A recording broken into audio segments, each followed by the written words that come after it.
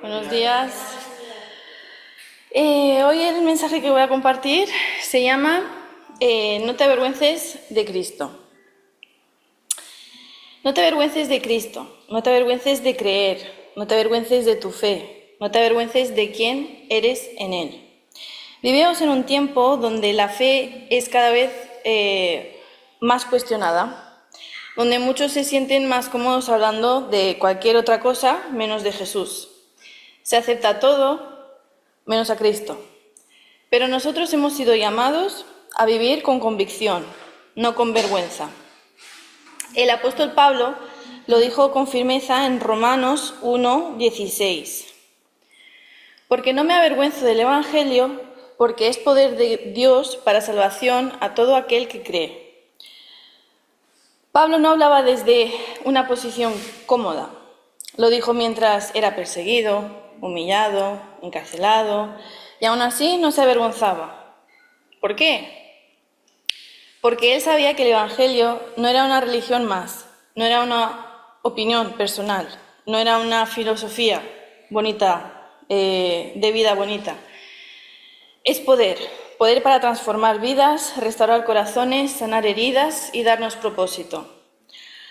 A veces sentimos la presión de encajar, de ser aceptados por otros, de no parecer demasiado cristianos, pero Jesús mismo nos advirtió: porque el que se avergonzare de mí y de mis palabras, de éste se avergonzará el Hijo del Hombre cuando venga en su gloria.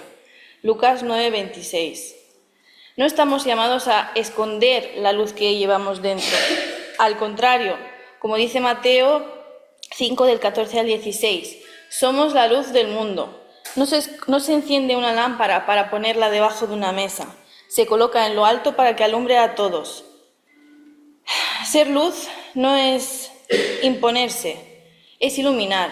No es gritar, es reflejar. Ser luz es ser diferente, y ser diferente es parte de nuestro propósito. Y si te preguntas si vale la pena ser fiel, si vale la pena quedarte con Cristo, aun cuando otros se burlan, te ignoran, te critican, recuerda esto: el hombre mira lo que está delante de sus ojos, pero Jehová mira el corazón. En 1 Samuel 16:7. Lo que piensa el mundo cambia. Lo que dice Dios permanece. Su amor por ti no depende de lo que haces, sino de lo que Jesús hizo por ti en la cruz. Así que no te avergüences de tu fe, no te avergüences de orar, de alabar, de ser reflejo de Jesús. No te avergüences de ser quien eres en Cristo, porque ante los ojos del Padre eres su hijo, su hija, y eso vale infinitamente más que cualquier aplauso del mundo. Amén. Señor Padre nuestro que estás en los cielos, venimos ante ti con un corazón contento, feliz, porque estamos reunidos en tu nombre, porque tenemos libertad de acceso a ti en cualquier momento, Señor.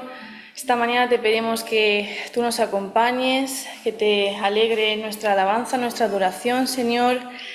Ponemos a tu disposición nuestras vidas, nuestros corazones, Señor, hoy, mañana y siempre. Hoy, como he compartido esta palabra, Señor, también queremos enfatizar y pedirte, Padre, que nos acompañes y que no tengamos vergüenza de ti, de quién somos en ti, de los valores, de la verdad que tú nos has transmitido, Dios. Sabemos que hay situaciones que a veces, pues bien podemos perder amistades o luego que nos miren raros, Señor, pero por ti vale la pena, por ti, por pasar una eternidad junto contigo, Señor. Ayúdanos a ser firmes en ti y a brillar tu luz a este mundo, Padre. En el nombre de Jesús, amén. Amén. Acabamos de ver pues algunas pinceladas los domingos anteriores de la vida de Gedeón, de quién era hijo, a qué tribu pertenecía. Hemos explicado pues algunas cosas y hemos aprendido también algunas cosas que el Señor nos muestra a través de esta historia, porque está en su palabra y su palabra pues siempre es de edificación para nuestra vida, ¿no? Y la semana pasada nos quedamos en un punto de la vida de Gedeón, en un punto de esta historia, en donde nuestro querido y amado protagonista de la historia construye un altar. ¿Se recuerdan, no? Este altar fue un altar conmemorativo y le puso un nombre a este altar. dado que Dios tranquiliza el corazón de Gedeón, porque había visto a Dios, en este caso le dice que tuviese paz y construye un altar que le puso como nombre Jehová es paz, Jehová Shalom, que quiere decir Jehová es paz. En el versículo 11, que vimos el primero o el segundo domingo de la historia de Gedeón, vamos un poquito para atrás, la Biblia nos narra la primera vez en que el ángel de Jehová, que ya explicamos lo del ángel de Jehová y todo eso, aparece allí debajo del árbol, debajo de la encina, en la vida de Gedeón, pues y trastorna su vida, ya que le hace un llamado, Dios le hace un llamado para liberar al pueblo de Israel de toda esa situación complicada que estaba viviendo el pueblo de Israel a raíz de precisamente el pueblo madianita, que venía pues y los sitiaba y le robaba las cosas y los tenía bastante perjudicados.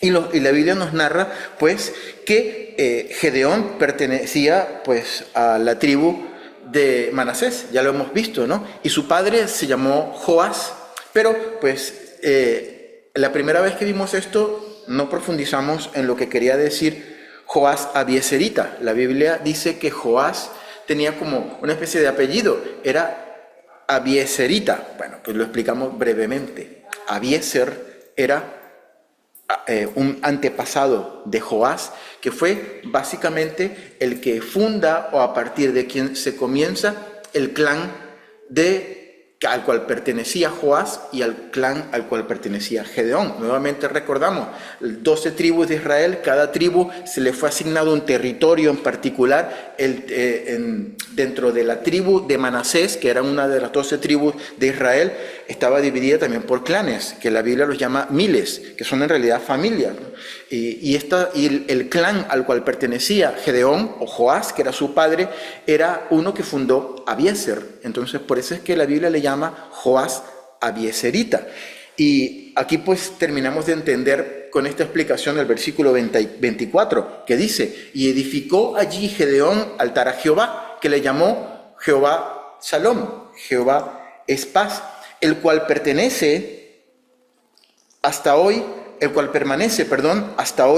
en Ofra de los Abieseritas. ¿Qué quiere decir Ofra? Ofra se llamaba la región que pertenecía a el clan de Abieser, que eran los Abieseritas. Ofra, para los que son curiosos y les gusta pues el trivia y la cultura general, Ofra significa cervatilla, o sea, un ciervo pequeño, pero femenino, cervatilla. Yo no sé si conocen, habéis visto, hay una presentadora de televisión norteamericana muy famosa, negra, que se llama Oprah. Oprah es Ofra, le sacaron el nombre de allí, significa cervatilla, ¿no? Y pues dice la palabra que según la última parte del versículo 24, que hasta el momento, por lo menos hasta el momento en que se escribió este libro, el libro de los jueces, que la tradición judeocristiana le atribuye la autoría a Samuel, al profeta Samuel, pero no es muy seguro que haya sido él, pero digamos que la tradición se le atribuye al profeta Samuel. Hasta el momento en que se escribe esta parte, ese altar, esas piedrecillas ahí en conmemoración y que se llamaba Jehová es paz, permanecen en la región de Ofra de los Abieseritas, ¿no? Que pertenecía a la región que le había sido dada a la tribu de Manasés, la cual pertenecía a Abieser. Versículo 25. Aconteció que la misma noche le dijo Jehová: toma un toro del hato de tu padre, el segundo toro de 7 años, y derriba el altar de Baal que tiene tu padre, y corta también la imagen de acera que está junto a él. Bueno, esa misma noche de ese día en que ocurrieron todos los hechos, los cuales nos han ocupado unos cuantos domingos hasta hoy, el momento en que el ángel de Jehová se aparece y le habla a Gedeón, esa misma noche dice la palabra que Jehová, el Señor, vuelve a hablarle a Gedeón. No nos dice la palabra cómo le habla, si le vuelve a aparecer el ángel o le habla desde el cielo con voz audible, no se nos explica, simplemente se nos dice que Jehová le habló al Gedeón. Y aquí tenemos un pequeño problema. En el versículo 25 está difícil de entender lo que pasa.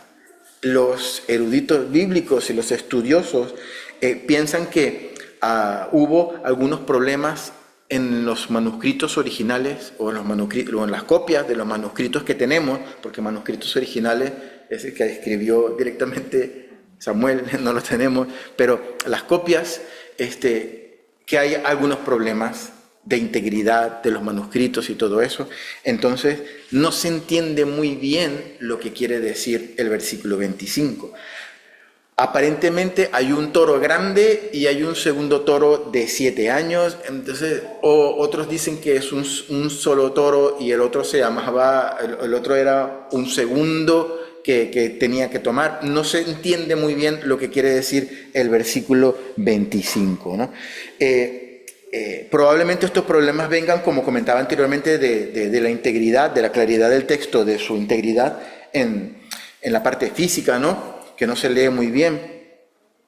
Y algunos dicen que se está hablando de 2 toros y otros dicen que se habla de un solo toro. No se sabe muy bien. Lo cierto es que sí que hay un toro de 7 años y probablemente este toro de 7 años haga referencia al principio. Cuando comenzamos a leer la historia, vimos que los madianitas habían estado atacando al pueblo de Israel por 7 años. Entonces, muy probable, algunos comentaristas dicen que estos 7 años del toro representan algo así como un toro que habían estado cebando. ¿Sabes qué significa cebar, no? Darle de comer así al toro mucho, comida rica que le gusta para ponerlo bien gordito, con mucha grasa, con un objetivo: ofrecerlo en sacrificio. Y era muy probable que lo iban a ofrecer en sacrificio a Baal. Y es muy probable entonces que Dios le haya dicho a Gedeón: coge este toro que por 7 años han estado cebando para el sacrificio a un Dios falso, y ahora lo vas a coger para dármelo en sacrificio a mí.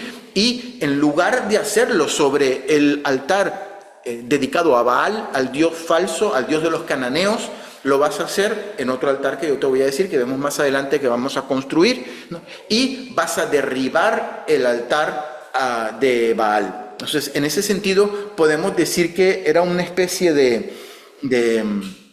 tenía cierto significado, ¿no? Para que Dios haya utilizado a Gedeón para cortar con eso, ¿no? Como una especie de primer paso para la liberación del pueblo de Israel de mano de los madianitas, ¿no? Lo que sí está claro es que Dios le dice a Gedeón que derribe el altar que está allí dedicado al dios Baal, y era del padre de Gedeón, de Joás, Abieserita. Quiere decir que lo había hecho él, ¿no? Él era pues el padre de familia, y era que tenía la autoridad para crear un altar, y seguramente lo tenían puesto allí para que todas las personas de la familia o cercanos vinieran y le rindieran culto y le rindieran homenaje al dios Baal, que era el dios de los cananeos.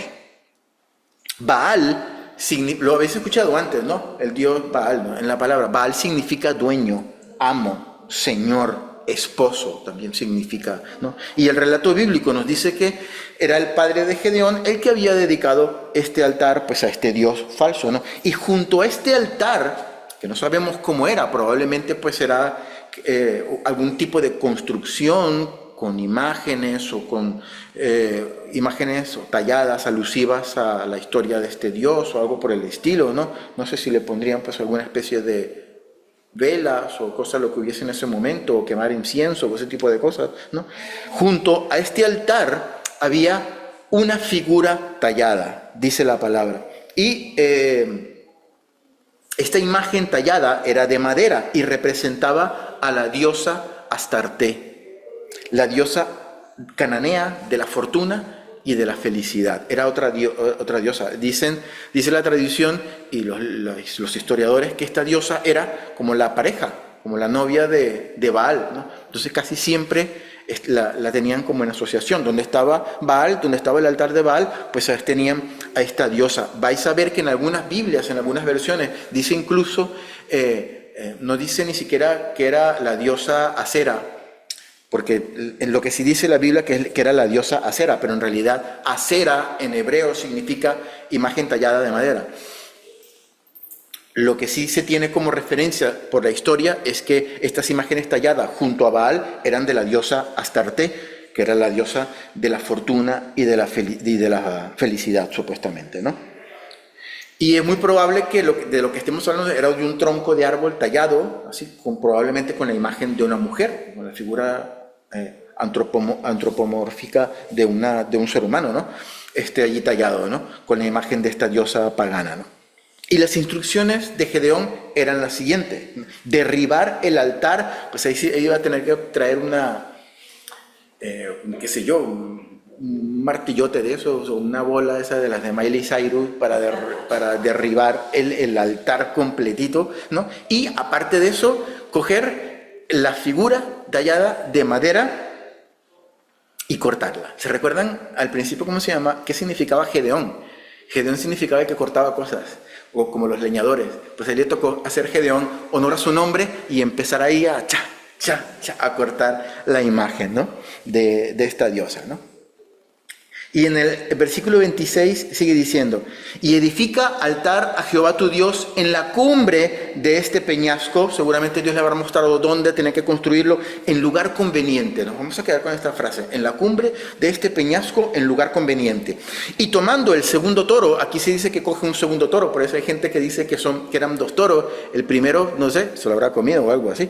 Sacrifícalo en holocausto con la madera de la imagen de acera que habrás cortado. O sea, cogió la imagen de la mujer que hizo tronquitos de pedacitos, y con esa madera iba a hacer holocausto al Señor. Lo primero que le pide es que construya un altar, ¿no? Ya sería el segundo altar que construye Gedeón. El primero era conmemorativo, recordando lo que Dios le había dicho de que Dios era su paz, que no le iba a ocurrir nada malo, que no tenía que temer, que tenía que tener paz. Y el segundo altar sí que era un altar sacrificial, sí que era un altar en donde iba a tener pues una partecita así plana, tipo mesa, donde iba a poner pues el toro o las partes del toro, porque primero se sacrifica y luego se ponían ciertas partes, y con la leña de la que había cortado de la novia de Baal, pues iba a incendiar el toro, y iba a hacer pues ahí la barbacoa de toro con esa leña, ¿no?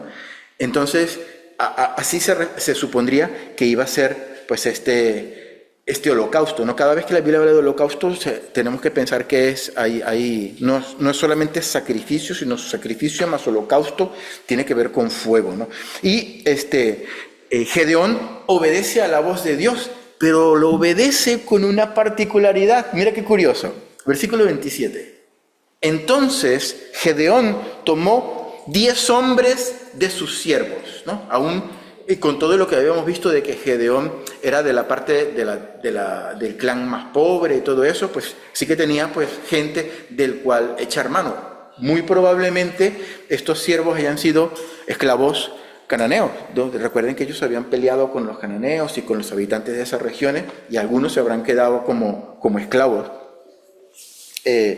Pero cogió a 10 hombres e hizo como Jehová le dijo, más temiendo hacerlo de día por la familia de su padre y por los hombres de la ciudad, lo hizo de noche. O sea, allí se fue escondidito por la noche a derribar el altar de Baal y a cortar la figura de la diosa Acera o Astarte.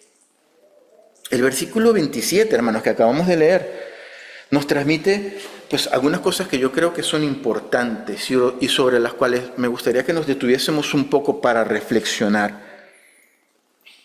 Cuando nos tenemos que mover en un contexto en donde tenemos que hacer las cosas de Dios por la noche, ayudándonos de la oscuridad, aprovechando que hay poca gente por allí, aprovechando que la noche nos esconde, ¿no? La mayoría de las personas que hacen cosas de noche es porque quieren hacerlas a escondidas o porque quieren que poca gente se entere, ¿no? Tenía que ser a espaldas del sistema, porque claramente el sistema está en franco antagonismo contra Dios. Fue lo que le pasó a Gedeón. Recordemos que no estamos hablando aquí de cualquier tipo de pueblo. Estamos hablando del pueblo de Israel. Es el pueblo a quien Dios le da las promesas. Es el pueblo que Dios liberta con milagros y con portentos que pasan, que se le abre el mar y que pasan Este es el pueblo de quien estamos hablando, ¿no? A quien Dios le ayuda para vencer a sus enemigos y tienen posesión de la tierra prometida, ¿no? Una tierra buena. Sin embargo, aquí tenemos a un hombre, a Gedeón, que tiene miedo de derribar el altar de los dioses paganos que los mismos judíos, que los mismos hebreos habían levantado. Entonces lo quiere hacer a escondidas y de noche, como si estuviese cometiendo casi un delito, ¿no? Yo sé que Gedeón tenía todo el corazón de obedecer a Dios, pero por miedo, dice la palabra, a la familia de su padre y a los hombres de la ciudad, hizo esto de noche. Yo creo que, dijo, yo te voy a obedecer, Señor, pero como tú no me has dicho si lo haga de noche o de día, pues aprovecho y lo hago de noche, no vaya a ser que esta gente venga y me mate a golpes, ¿no? Hoy en día, hermanos, sobre todo en el mundo occidental, no sé si a ti te pasa, yo creo que a todos nosotros, pero con las cosas del Señor hay que ir en el contexto donde estamos, en el sistema, hay que ir como de puntillas, hay que tener cuidado que se dice, hay que tener cuidado que se hace, hay que tener cuidado con qué nos vestimos, prácticamente con cualquier cosa, no sea de que vayamos pues a decir algo que pueda ofender a alguna minoría oprimida o de estas cosas que al mundo le gusta hoy en día en todas estas ideologías que tiene, ¿no? Todas estas ideologías tienen aparentemente una especie de carga moral o mayor peso en cuanto a principios, entre comillas, a los hermanos que nos están escuchando, estoy haciendo con los deditos como comillas, y valores, ¿no?, que profesa esa ideología. Y aparentemente esa ideología, esos valores y esos principios tienen incluso más peso y son más importantes que nuestros valores cristianos, que nuestra fe, ¿no? Y el sistema cada vez va empujando al cristiano a tener como un perfil muchísimo más bajo, ¿no? Sí, tú puedes ser cristiano, pero mientras no te metas conmigo, o sea, sí, si quieres te puedes poner una cruz, todo lo que tú quieras, pero tú calladito, cuando vayamos a hablar de alguna cosa que a mí me parece que a ti no te gusta mucho, o a tu Biblia no le gusta mucho, o que a tu Dios imaginario no le gusta mucho, tú calladito, no te metas, no vayas a hablar.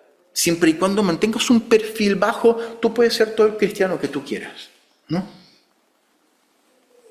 Podemos hacer nuestras cosas, nuestros cultos, orar a nuestro Dios, siempre y cuando cuidemos de no derribarle al sistema sus altares y sus ídolos, los cuales ellos adoran.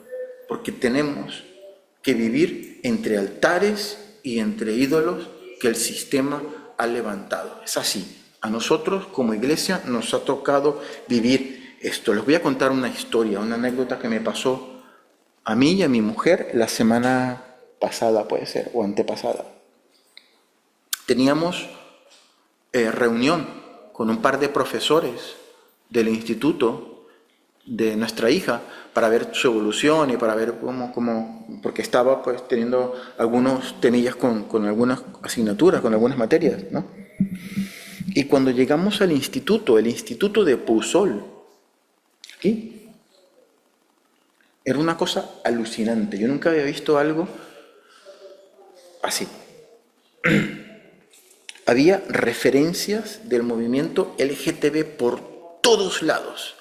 O sea, habían 4 o 5 banderas en las paredes, habían las banderas estas arcoíris, las banderas trans, que son diferentes, que tienen como un triangulito así, todo, y habían afiches que habían hecho los chiquillos con LGTB, amor, arcoíris, pero por todos lados. Yo decía, ¿pero qué pasa aquí? O sea, yo entiendo, francamente yo entiendo que la gente tenga sus cosas y que la gente tenga sus preferencias sexuales, los que no conocen al Señor, pero de allí a tener banderas por todos lados y afiches, entonces al lado donde yo estaba, un afiche ponía una flechita y ponía el club LGTB. Tienen un club LGTB en el instituto. ¿Para qué? No sé, o sea, hola, vengo aquí a jugar LGTB o a estudiar LGTB, no sé, pero lo tienen allí. Y yo me sentí como abrumado ante tanta cosa, ¿no? Porque era como si fuese, o sea, ni siquiera en las decoraciones de Navidad ponen tantas lucecitas y tantas cosas como la cantidad. Yo supongo que es como, creo que dentro de poco viene el mes de tal, ¿no? Del orgullo, ¿no? Entonces pienso que igual es por eso. Quiero pensar que no todo el año está así porque me pareció exagerado, ¿no? Yo lo primero que pensé, francamente, hermano, se lo digo con el corazón, esta gente tiene un problema, porque esto no puede ser normal. Hermanos, yo conozco al Señor desde los 8 años. Casi toda mi vida ha girado en torno al cristianismo, a la iglesia y al servicio a Dios. Yo conocí al Señor y aprendí como un niño en la escuela de parvulitos, en la escuela dominical, después tocaba en el grupo de música, estudié en el seminario, casi toda mi vida, excepto por un tramo de mi adolescencia donde fui un poco rebelde, siempre tuve esa relación con la iglesia y con mi fe. Yo puedo decir sin temor a equivocarme que mi fe y mi Dios es lo más importante de mi vida. ¿A qué voy con esto? Con todo este contexto que yo tengo, si yo llego a entrar a casa de un hermano en la fe y yo veo que el hermano tiene 18 cruces en una pared, tiene pues 14 Biblias abiertas así tal, y afiches con versículos bíblicos en todas las paredes. Yo amo a mi hermano, pero yo no puedo evitar pensar, este hermano algo le pasa, tiene un problema. No sé cómo alguien puede tener su casa así. Mi casa es normalita y yo soy cristiano de toda la vida. Yo no tengo nada de eso por todos lados. ¿A qué viene eso? Yo no entiendo cómo se hace tanto proselitismo y tantas cosas, altares que tiene el sistema y la sociedad, como es en el caso de el instituto, ¿no? Yo no pude evitar pensar esto en el instituto de mi hija. Esta gente tiene un problema o está fanático con algo, o es que yo no entiendo lo que está pasando aquí, ¿no? Entonces, mientras yo escribía este mensaje, hermanos, a mí me daba vueltas esta anécdota en la cabeza. Y me imaginaba si a mí me hubiese ocurrido como Gedeón, yo estar allí en mi casa y de repente tengo un árbol de limón ahí al lado y veo un tío vestido de blanco en el árbol de limón y me dice, Rocco, ven para acá. Tú tienes que ir al instituto y tienes que derribar a todos los altares que tienen allí. Y tienes que recoger todas esas banderas y todos esos afiches y todas esas alusiones al LGTB y destruirlas y pisarlas. Yo me puse en los zapatos de Gedeón y dije, bueno, Señor, pues yo igual lo hago, pero igual lo hago de noche, ¿no? Yo no me voy de día cuando está todo el mundo allí, porque van a acabar conmigo, ¿no? Voy a terminar en la cárcel, seguro, ¿no? Me van a tener que venir ahí a visitar a la cárcel y me van a tener que traer una tarta con la lima y las cosas y con tabaco, no para mí, pero para poder pagar cosas allí en la cárcel y cosas. Yo hubiese considerado algo parecido a lo que hizo Gedeón. Me busco la vida para poder hacerlo cuando nadie me estuviese viendo. ¿Por qué? Por temor a la gente. Yo me puse en los zapatos de Gedeón y de alguna manera lo entendí, ¿no? Ese mismo día, Gedeón se estaba muriendo del terror cuando se dio cuenta que estaba viendo a Dios cara a cara y dijo, yo me muero aquí. Sin embargo, Dios le dijo, no temas, ten paz, ten tranquilidad. Y Gedeón tuvo paz y tuvo tranquilidad y construyó el altar. Pero Gedeón, dice la palabra, no solamente le tuvo miedo a Dios en ese momento, también le tuvo miedo a la gente, al sistema, porque era lo que imperaba en ese momento. Pero a diferencia de Dios, el sistema, el mundo actual, nunca nos va a decir, Rocco, Eti, José, no tengas miedo, tranquilo, sigue adelante, que nada te va a pasar. Eso no va a ocurrir con el sistema. El sistema te va a decir, métete conmigo y se te va a caer el pelo y te vas a enterar, porque aquí mando yo, porque aquí gobierno yo, porque te vas a enterar lo que yo soy capaz de hacer. Parte de mi trabajo, queridos hermanos, es recordarles a ustedes y recordarme a mí mismo que nuestro trabajo como creyentes es derribar altares, como nos dice la palabra y como le ocurrió a Gedeón. Y no solamente derribar altares, sino construir altares, como dice el versículo 26, en la cumbre del peñasco y en un lugar conveniente. ¿Qué significa eso? ¿Qué nos transmite esta frase, en la cumbre del peñasco y en un lugar conveniente? Tiene por lo menos dos implicaciones. En la cumbre del peñasco quiere decir en un lugar arriba, alto, donde todo el mundo lo puede ver. Y allí habla mucho de nuestro testimonio como creyentes. Basta ya de tener un perfil bajo como creyentes. Tenemos que decir las cosas como son, siendo sabios, pero decir las cosas como son y mostrarnos como somos nosotros creyentes, ¿no? Nuestro testimonio debe reflejar lo que nosotros predicamos. Es que tiene que ser así. Tenemos que ser coherentes con lo que nosotros creemos y predicamos de nuestra fe. No podemos decir una cosa, venir a la iglesia, escuchar una cosa y estar durante la semana pues haciendo otra cosa. Tenemos que dejar como creyentes una huella positiva en nuestra familia, en nuestra sociedad, en todos los lugares donde nosotros nos movemos. Una huella que recuerde el reino de Dios y una huella que el mundo pueda ver, porque el altar se tiene que construir en un lugar alto. ¿Dónde crucificaron a Jesús? A Jesús lo crucificaron en una roca alta, y dice la palabra que todo el mundo que iba a entrar a la ciudad lo podía ver, porque estaba allí en una roca alta. Y allí pues nosotros somos llamados también a morir en esa cruz, pero que se nos vea. No metiéndonos de noche, ni metiéndonos a escondidas, ¿no? Y lo primero que tiene que ser un lugar alto, y lo segundo, en un lugar conveniente. ¿Qué quiere decir la Biblia con un lugar conveniente? El término original transmite el hecho de que el altar que tenía que construir Gedeón tenía que ser ordenado, tenía que ser como bien arreglado, bien planificado, o sea, no podían ser, pues yo tiro 3 piedras aquí y eso va a ser el altar. No, tenía que ser un altar construido al uso, construido bien, como se supone que se tenían que construir los altares. Hermanos, pero ¿cómo vamos a construir altares que glorifiquen a Dios en un mundo tan desastroso como el de hoy en día? Yo creo que es una buena pregunta y es algo que nos tenemos que preguntar a nosotros. En primer lugar es eso, tenemos que ser conscientes de que el altar tenemos que construirlos en lugares en donde todo el mundo los pueda ver, ¿no? Y en segundo lugar, estos altares tienen que glorificar a Dios. Los altares que nosotros tenemos en nuestro corazón y que tienen que ser derribados, los podemos derribar nosotros.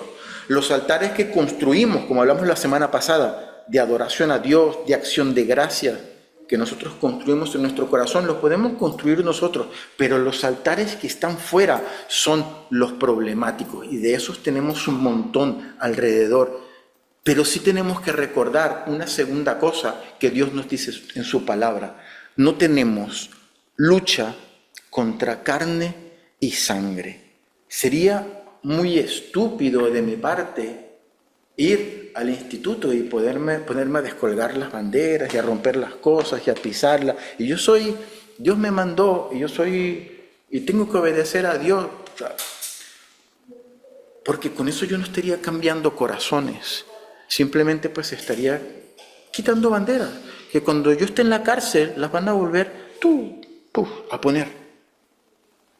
Y no he hecho nada, ¿no?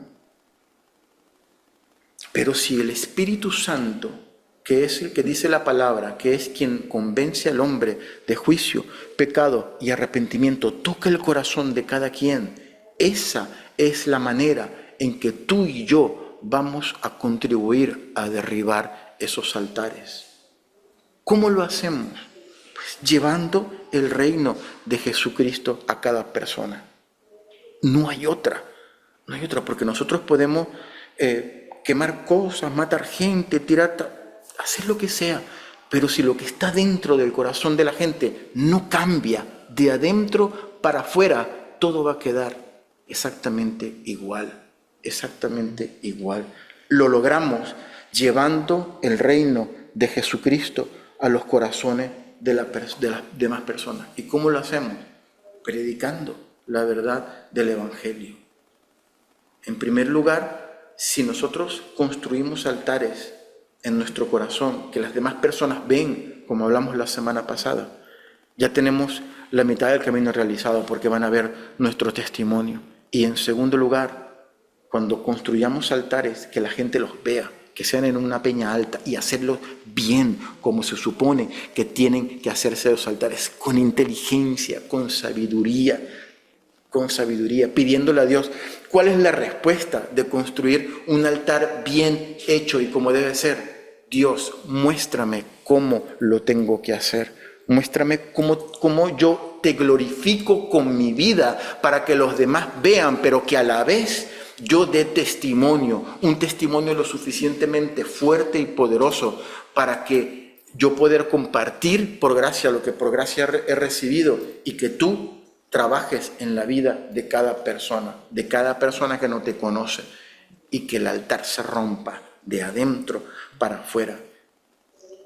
¿Qué más me gustaría a mí? ¿Qué más me gustaría a mí que la persona, que todos esos chicos, cuando yo veía a todos esos jóvenes en el instituto, que pudiesen servir al Señor y que pudiesen ellos mismos coger las banderas y descolgarlas y decir: Dios ha cambiado mi corazón, ha cambiado mi vida.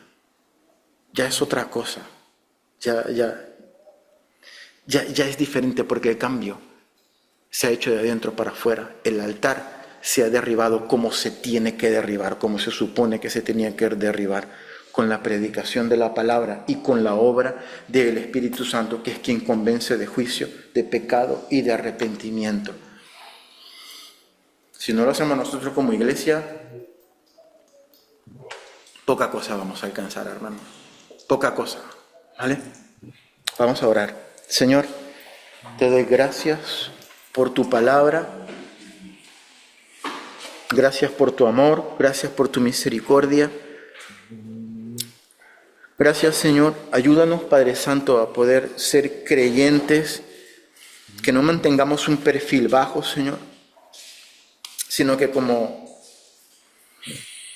conversábamos hace un rato, Señor, que seamos esos creyentes que no solamente construyen altares en cada corazón, que derriban los altares que hay en nuestros corazones, que no son los altares que te dan gloria a ti, y que construyamos altares en nuestros corazones que te den gloria a ti, pero que también construyamos altares que los puedan ver las otras personas, en lugares altos, en lugares visibles. En primer lugar, nuestro testimonio, nuestra vida, que pueda hablar de lo que tú haces, de lo que tú has hecho, Dios eterno, y que podamos llevar tu palabra, que podamos llevar tu amor, tu misericordia, tu gracia, tu evangelio a las personas que tenemos a nuestros lados, que necesitan también derribar todos esos altares, Señor.